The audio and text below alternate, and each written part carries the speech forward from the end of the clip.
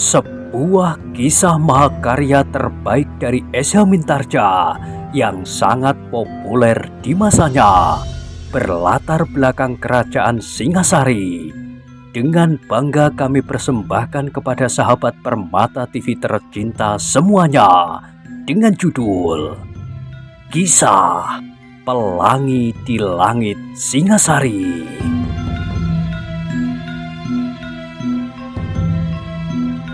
Pada kesempatan yang sangat baik ini, kita masuk pada episode yang ke-214. Selamat menikmati.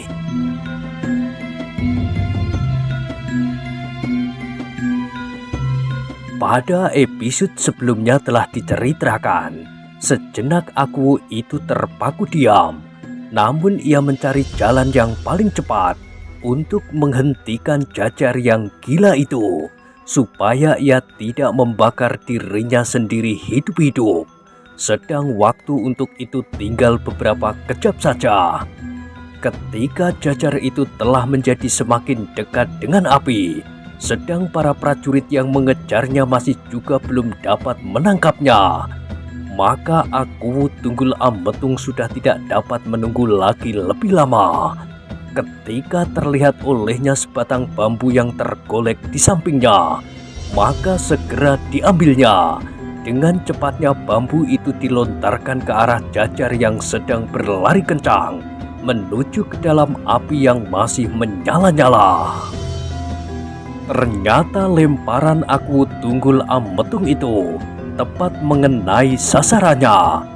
Bambu itu meluncur tepat di muka kaki Jajar yang gemuk itu, yang sudah dicekam oleh kegilaannya. Bambu itu begitu cepat dan tiba-tiba sudah berada di muka kakinya, sehingga Jajar itu tidak sempat untuk menghindar. Dengan demikian maka kakinya terantuk bambu itu dengan kerasnya. Sejenak kemudian terdengar Jajar itu memekik tinggi, dan tubuhnya yang lemah terbanting di atas tanah, beberapa langkah saja dari lidah api yang memerah menari-nari dalam belayan angin yang lembut. Dengan tangkasnya, para prajurit Tumapel segera mengerumuninya dan mengangkatnya menjauhi api yang terasa sangat panas itu. Terdengar aku Tunggul Ametung berdesis. Sebenarnya ia sudah tidak ingin lagi mempedulikan apa yang terjadi atas Jajar itu. Namun perasaannya telah memaksanya untuk melangkahkan kakinya mendekatinya. Perlahan-lahan Jajar yang gemuk itu dibaringkan di atas tanah, sedang para prajurit itu pun segera berjongkok di sampingnya.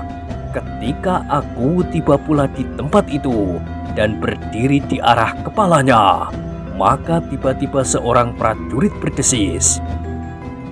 "Ia telah pergi, tuanku." Aku itu terperanjat. "Apa katamu? Juru taman ini telah meninggal? Mati?" Hampir tidak percaya aku itu atas telinganya. "Hamba tuanku, suatu hentakan yang sangat mengejutkan telah menghentikan sama sekali detak jantungnya yang lemah." Wajah aku tiba-tiba menegang. Sejenak kemudian terdengar ia berdesis. "Bukan maksudku membunuhnya. Aku hanya ingin mencegah supaya ia tidak meloncat ke dalam api dan membakar dirinya sendiri hidup-hidup. Hamba tuanku, tetapi orang itu mati. Bukan karena sebab terakhir itu, tuanku. Memang tubuhnya telah terlampau lemah." Aku Tunggul Ametung mengangguk-anggukkan kepalanya, namun ia masih bergumam. "Aku kehilangan kesempatan untuk menangkap Kepu Sindet. Kalau Kepu Sindet berusaha menghubungi aku atau Ken Dedes lagi, maka kesempatan itu betapapun kecilnya akan aku dapatkan. Tetapi bagaimana kalau Kepu Sindet menjadi mata gelap dan langsung berbuat sesuatu atas Maisa Agni?"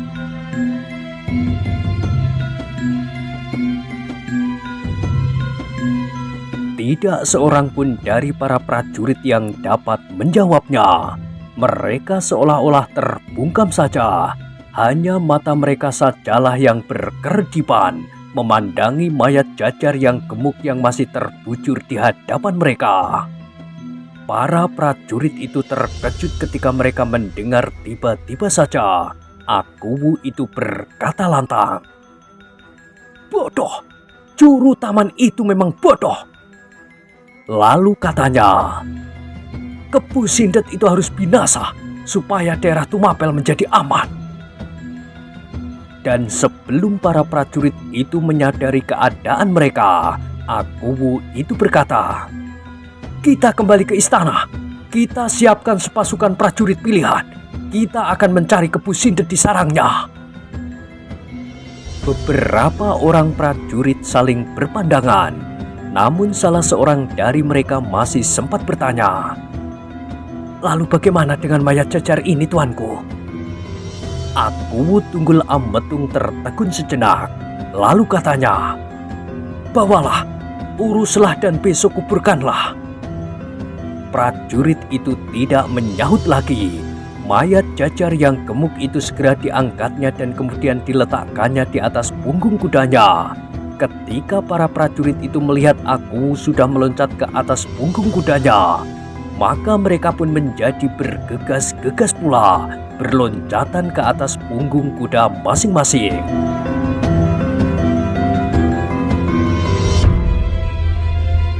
Tetapi ketika kuda-kuda itu sudah mulai bergerak, seorang prajurit berkata, "Hei, aku tidak mempunyai tunggangan." Prajurit itu adalah prajurit yang bertugas mengintai perkelahian antara Kepu Sindet dan anak-anak muda yang menjebaknya. "Marilah, kita berdua," sahut salah seorang prajurit yang sudah berada di atas punggung kuda. Prajurit itu pun segera meloncat pula. Tubuhnya yang tersentuh api masih terasa pedih, namun ia sudah tidak sempat lagi mengeluh. Kuda yang dinaikinya itu pun segera berlari pula di belakang kuda-kuda yang telah mendahuluinya. Ternyata Akuwu Tunggul Ametung yang sedang dibakar oleh kekecewaan itu telah jauh mendahului mereka. Kedua pengawal utamanya dengan susah payah mengejarnya dan berpacu dekat di belakangnya. Ketika prajurit yang membawa mayat Jajar yang gemuk itu berpaling, maka masih dilihatnya warna merah tersangkut di ujung pepohonan. Tetapi api sudah menjadi semakin surut. Sementara itu, dua orang lain sedang berpacu pula keluar kota Tumapel. Setelah mereka mengambil kuda mereka dari tempat persembunyiannya, maka segera mereka melarikannya sekencang angin. Derap kakinya terdengar gemeretak memecah sepi malam. Semakin lama semakin jauh, langsung menyusup ke dalam gelapnya malam menyusur jalan persawahan. Meskipun angin malam yang basah menyentuh tubuh mereka, tetapi keringat mereka seolah-olah terperas dari seluruh tubuh. Di lambung mereka tersangkut senjata-senjata mereka yang masih basah oleh darah yang berwarna merah segar. Bukan saja senjata mereka, tetapi juga pakaian mereka dan bahkan tubuh mereka. Bukan darah yang mengalir dari luka mereka sendiri, tetapi darah yang terpercik dari lawan-lawan mereka yang sudah mereka binasakan.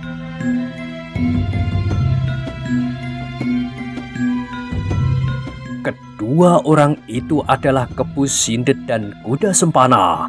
Hampir tanpa berpaling mereka berpacu meninggalkan kota Tumapel, kembali ke sarang mereka di tengah-tengah rawa-rawa kemundungan. Wajah-wajah mereka masih membayangkan ketegangan hati dan kejemuan yang hampir meledak. Sekali-sekali masih terdengar Kepu Sindet menggeram saja, namun Kuda Sempana mengatupkan mulutnya rapat-rapat. "Setan itu terlampau licik." Terdengar kemudian suara Kepu Sindet memecah sepinya malam. Kuda Sempana tidak segera menjawab. Dengan sudut matanya ia memandangi wajah Kepu Sindet. Tetapi wajah itu hampir seperti yang setiap hari dilihatnya. Beku.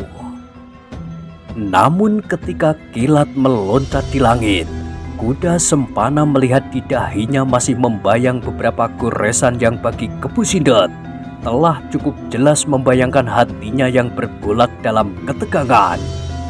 Ternyata loncatan kilat itu telah menyentuh hati Kepu Sindet yang keras, sekeras batu akik. Kilat itu telah mengingatkannya kepada bendungan yang tengah diselesaikan oleh Ken Arok, orang-orang Panawijen, dan prajurit-prajurit Tumapel. Kemudian ingatannya segera hinggap kepada orang yang selama ini disimpannya, Mahesa Agni.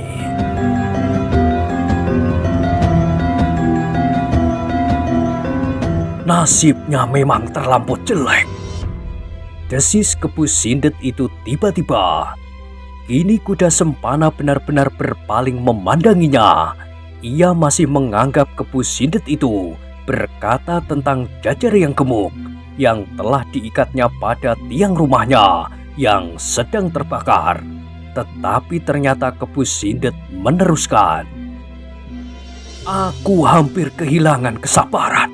Aku kira aku sudah tidak perlu lagi memeliharanya terlampau lama, seperti memelihara seekor kucing yang tidak berarti apa-apa bagiku." Baru kuda Sempana tahu bahwa yang dimaksud itu adalah Mahesa Agni. Tetapi kuda Sempana masih tetap membisu. Sesaat kemudian, ia mendengar Kepu Sindet itu berkata pula, "Apakah kau masih akan mencoba lagi, kuda Sempana? Setelah kita dihinakan sedemikian menyakitkan hati oleh seorang jajar yang paling sombong di seluruh dunia." Kepu Sindet berhenti sejenak. Seorang yang merasa mampu melawan Kepu Sindet hanya bersama dengan 9 atau 10 orang saja. Sebenarnya hukuman jajar itu masih terlampau ringan. Aku seharusnya membuatnya menjadi tepung, mencincangnya, dan membiarkannya mayatnya di perapatan. Terasa bulu tengkuk kuda Sempana meremang. Anak muda itu tidak dapat mengerti perasaan apa yang telah tergores di dinding hatinya. Ia sama sekali bukan seorang yang cengeng, tetapi mendengar kata-kata Kepu Sindet itu, terasa kengerian menyentuh perasaannya.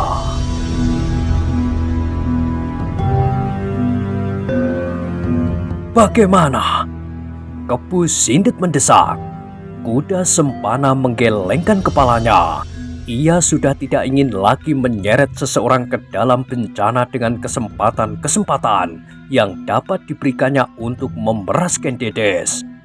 Jajar gemuk itu pun ternyata telah ditelan oleh pamrihnya yang berlebih-lebihan, seperti orang-orang yang lain.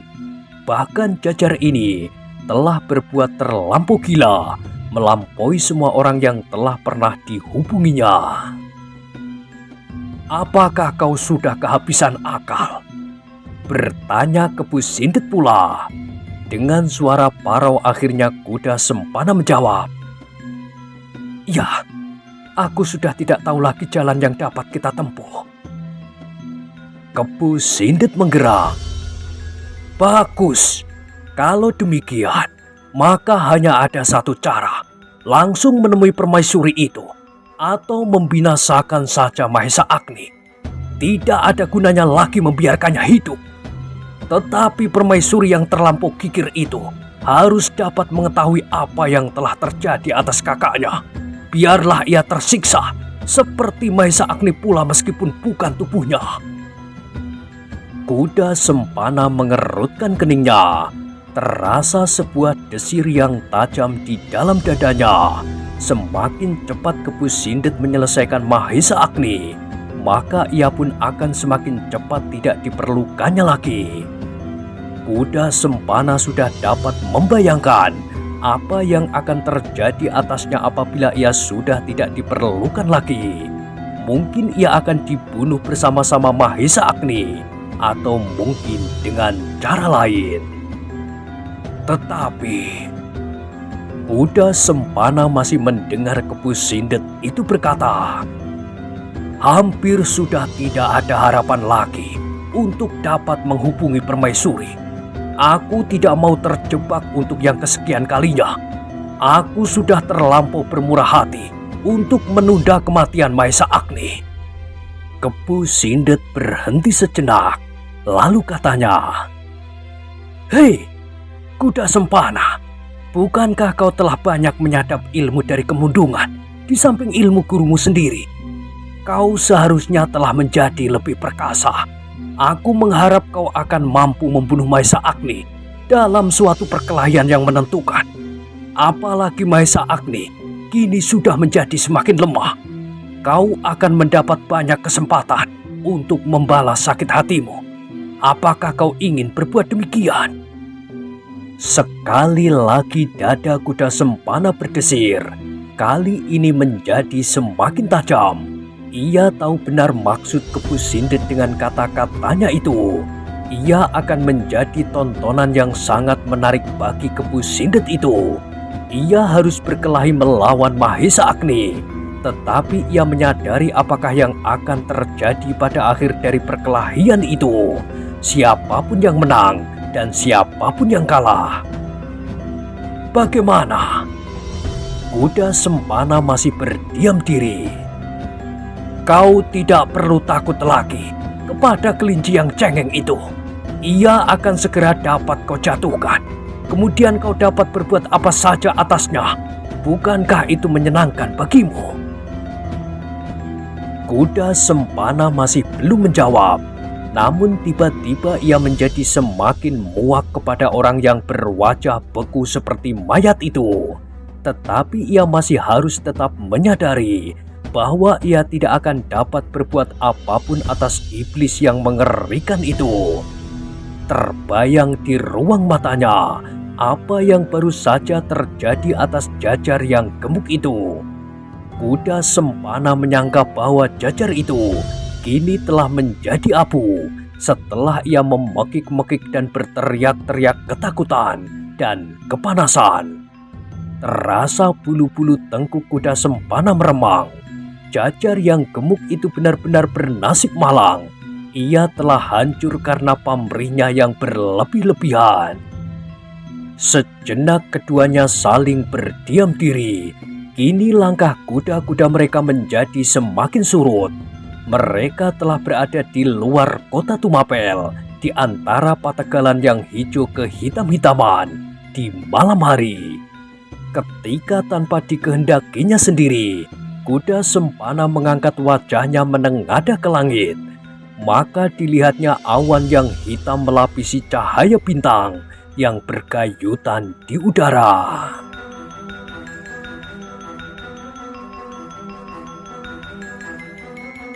Kuda sempana itu berpaling ketika ia mendengar Kepu Sindet berkata, "Kau harus melakukannya, kuda sempana. Kau harus melepaskan dendamu supaya tidak membara di dada dan membakar jantungmu sendiri.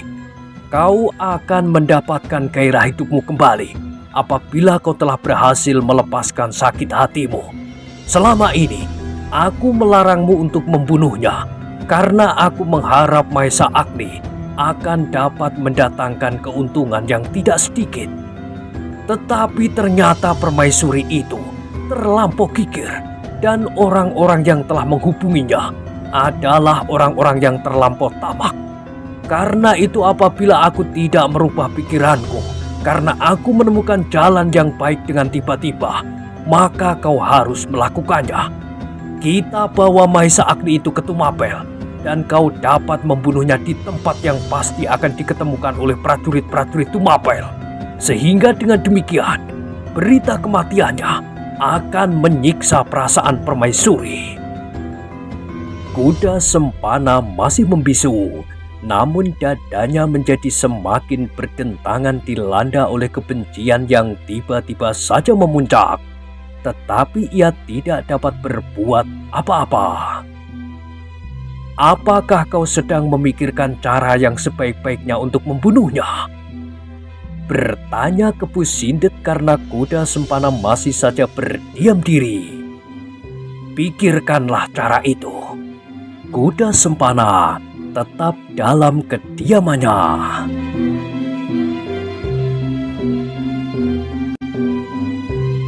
Apakah kau takut? Bertanya Kepu Sindet kemudian. Benar, kau sedang ketakutan. Kuda Sempana tidak dapat terus-menerus berdiam diri.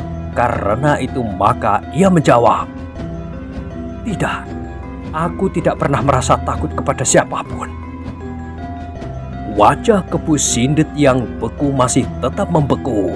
Tetapi jawaban kuda Sempana itu tidak menyenangkannya. Meskipun demikian dibiarkannya saja kuda Sempana melepaskan segala macam perasaannya seandainya diingininya.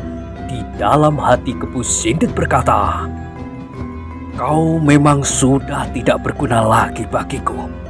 Memang sebaiknya kau sajalah yang membunuh Maesa Agni. Kemudian kau pun akan mati pula. Seperti orang-orang lain yang sudah tidak dapat memberikan arti apa-apa lagi bagiku." Kini mereka sekali lagi terbenam ke dalam kediaman. Masing-masing sedang menjelajahi angan-angan sendiri. Kuda Sempana yang sedang diganggu oleh perasaan muak dan benci itu hampir tidak dapat berpikir lagi apa yang sebaiknya dilakukannya. Tetapi Kepu Sindet sedang memikirkan hal yang sangat baik baginya. Ia akan dapat mengadu kedua anak muda itu seperti menyapung ayam. Keduanya pasti menyimpan dendam yang membara di dalam dada masing-masing. Perkelahian di antara keduanya pasti akan merupakan perkelahian yang sangat menyenangkan. Sayang, Wong Sarimpat tidak dapat ikut melihat tontonan yang sangat menarik ini. Katanya di dalam hatinya, kalau ia masih sempat, maka ia akan menjadi sangat bersenang hati. Mungkin ia akan melihat perkelahian ini dengan cambuk di tangan. Kepu Sindet berpaling ke arah kuda Sempana. Dilihatnya wajah anak muda itu pun seakan-akan telah membeku pula. Ia harus diajari untuk menyadari dirinya. Gumam Kepu Sindet di dalam hati pula. Lalu tiba-tiba seolah-olah terlonjak di dalam dadanya.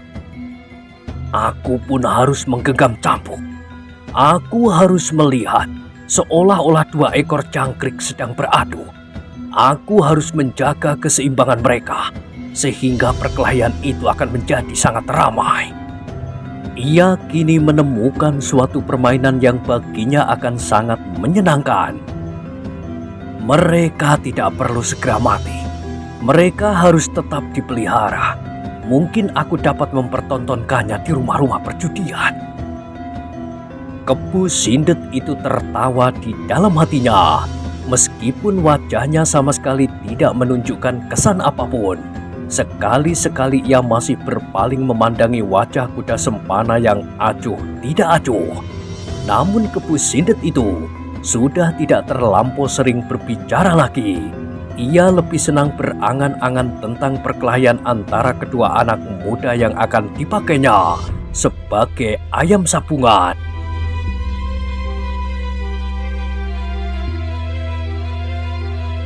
Sementara itu, Aku Tunggul Ambetung yang berada di istananya duduk terpekur dihadap oleh permaisurinya. Ken Dedes yang telah mendengar tentang sikap Jajar yang licik itu menjadi kian cemas. Ia cemas akan nasib Mahesa Agni. Mungkin dalam kekesalan dan kemarahannya, Kepu Sindet akan dapat berbuat apa saja untuk melepaskan perasaan yang menyesakkan dadanya. Aku sudah berusaha, berkata Aku Tunggul Ametung. Hamba tuanku, sahut Ken Dedes perlahan sekali. Namun sekali dadanya dirayapi oleh kekecewaan yang amat mendalam. Ia menganggap bahwa Aku Tunggul Ametung terlambat berbuat sesuatu, sehingga keadaan Mahesa Agni menjadi semakin sulit. Terbayang di dalam angan-angannya penderitaan yang terjadi atas kakaknya itu. Bahkan kini terbayang sesosok mayat yang terbujur di tengah-tengah hutan tanpa seorang pun yang mengurusnya. mayat itu semakin lama menjadi semakin jelas.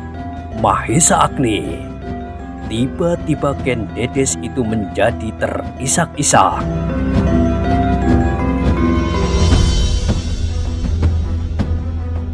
Aku Tunggul Ametung menjadi semakin pepat. Ia baru saja dibakar oleh kemarahan yang hampir menghanguskan jantungnya. Kini ia melihat Ken Dedes itu menangis penuh penyesalan, sehingga tanpa sesadarnya aku Tunggul Ametung itu menggeram. Bukan salahku, Ken Dedes. Aku sudah berusaha dan aku sendiri telah melakukannya. Tetapi keadaan memang tidak dapat teratasi. Kau jangan menyalahkan aku atau menyesali kegagalan ini. Ken Dedes terkejut mendengar kata-kata aku Tunggul Ametung itu, sehingga justru tangisnya terputus. Dipandanginya wajah aku Tunggul Ametung yang tegang dan berkeringat. Aku itu masih dalam pakaian keprajuritan, dan bahkan senjata pusakanya yang ngedap-edapi itu masih tergantung di lambungnya.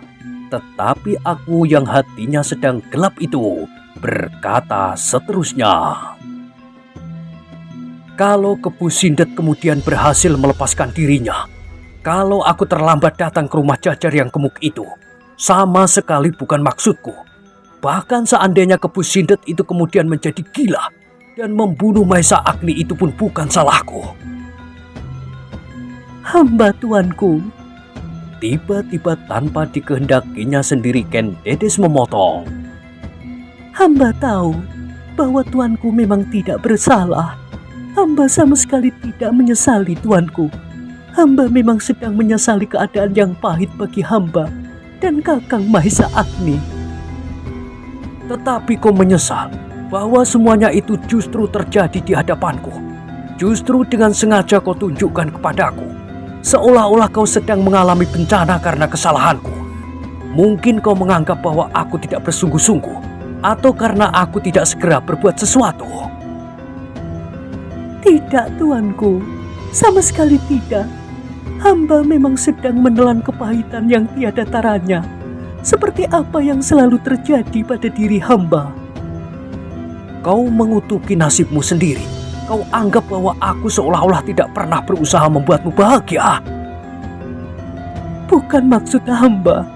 Sudah hamba katakan bahwa tidak ada orang lain yang bersalah. Keadaan yang datang berurutan telah menjadikan apa yang telah terjadi tanpa kesengajaan seorang pun. Kau hanya mengatakannya, tetapi hatimu tidak menerimanya sebagai suatu keadaan yang harus kita lampaui bersama. Aku telah menyerahkan diriku kepada nasib tuanku. Aku tahu bahwa tuanku telah berusaha sebagai seharusnya dilakukan oleh manusia. Tetapi kekuasaan yang maha agunglah yang menentukan akhir dari setiap persoalan. Bohong, bantah aku Tunggul Ametung. Kau tidak ikhlas menerima peristiwa itu suatu keharusan. Kau tidak ikhlas menerima putusan terakhir dari Yang Maha Agung. Ternyata kau menangis. Ternyata kau menyesali keadaanmu.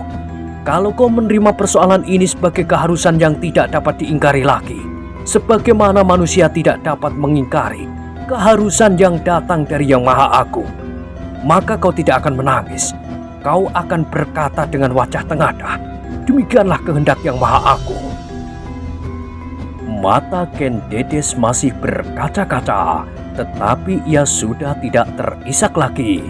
Kini ia benar-benar menengadahkan wajahnya, dan dengan lantang ia berkata, Tuanku, kita adalah manusia yang lemah, manusia yang jauh dari sifat-sifat sempurna.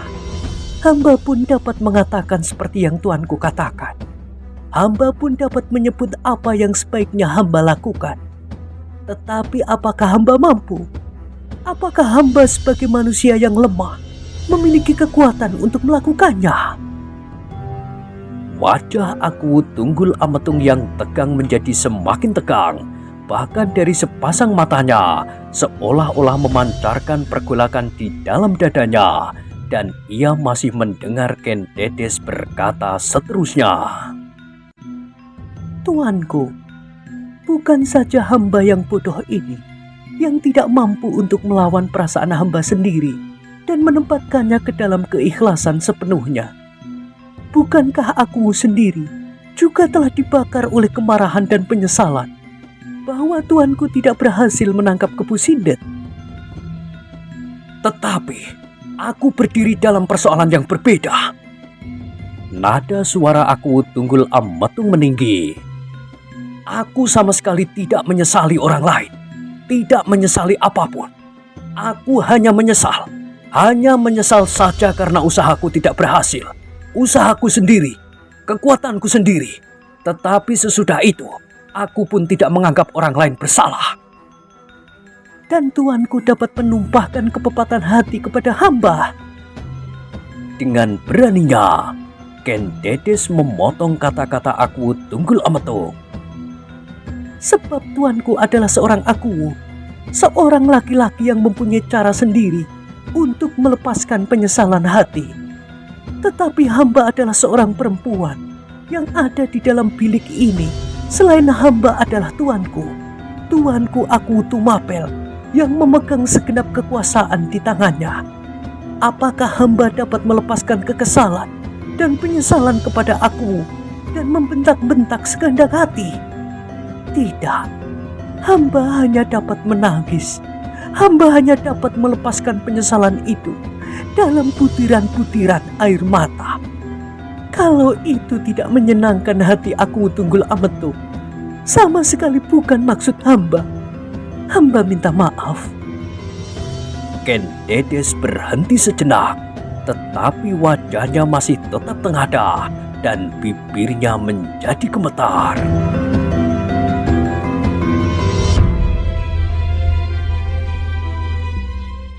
Nah, bagaimanakah kisah selanjutnya? Silakan ikuti terus kisah Pelangi di Langit Singasari pada episode berikutnya. Sampai jumpa.